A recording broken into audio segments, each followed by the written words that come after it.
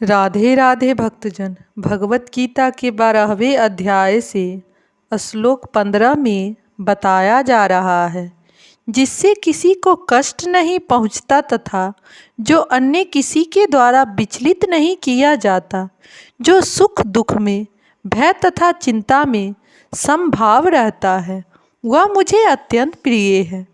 अब इस श्लोक का विस्तार में अध्ययन हुआ है। इस श्लोक में भक्त के कुछ अन्य गुणों का वर्णन हुआ है। ऐसे भक्त द्वारा कोई व्यक्ति कष्ट, चिंता, भय तथा असंतोष को प्राप्त नहीं होता। चूँकि भक्त सबों पर दयालु होता है, अतएव वह ऐसा कार्य नहीं करता जिससे किसी को चिंता हो। साथ ही यदि अन्य लोग भक्त को चिंता में डालना चाहते हैं, वह विचलित नहीं होता। यह भगवत कृपा ही है कि वह किसी बाह्य उपद्रव्य से क्षुब्ध नहीं होता। वास्तव में सदैव कृष्ण भावनामृत में लीन रहने तथा भक्ति में रत रहने के कारण ही ऐसे भौतिक उपद्रव्य भक्त को विचलित नहीं कर पाते।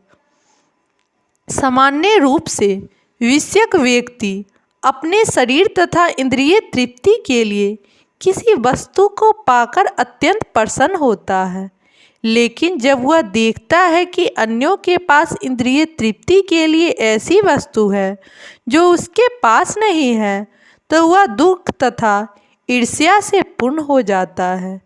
जब वह अपने शत्रु से बदले की शंका करता है, तो वह भयभीत रहता है, और जब वह कुछ भी करने में सफल नहीं होता, तो वह निराश हो जाता है।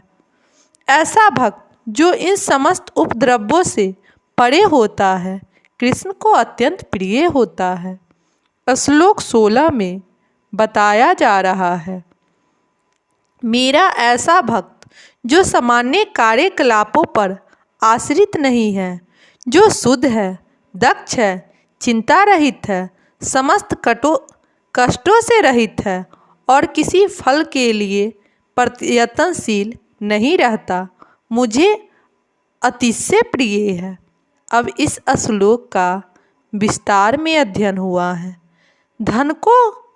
भक्त को धन दिया जा सकता है, किंतु उसे धन अर्जित करने के लिए संघर्ष नहीं करना चाहिए। भगवत कृपा से यदि उसे धन की प्राप्ति हो तो वह उद्विग्न नहीं होता।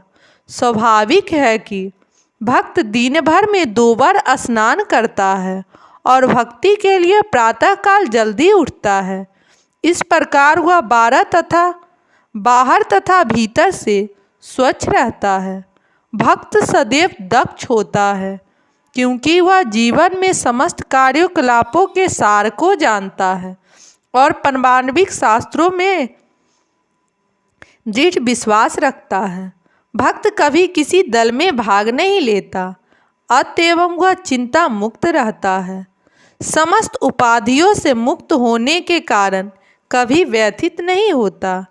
वह जानता है कि उसका शरीर एक उपाधि है, अतएव शारीरिक कष्टों के आने पर वह मुक्त रहता है।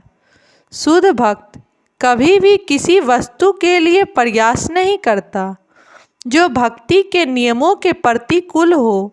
उदाहरण, किसी विशाल भवन को बनवाने में काफ़ी शक्ति लगती है, अतएव वह कभी ऐसे कार्य में हाथ नहीं लगाता जिससे उसकी भक्ति में प्रगति न होती हो।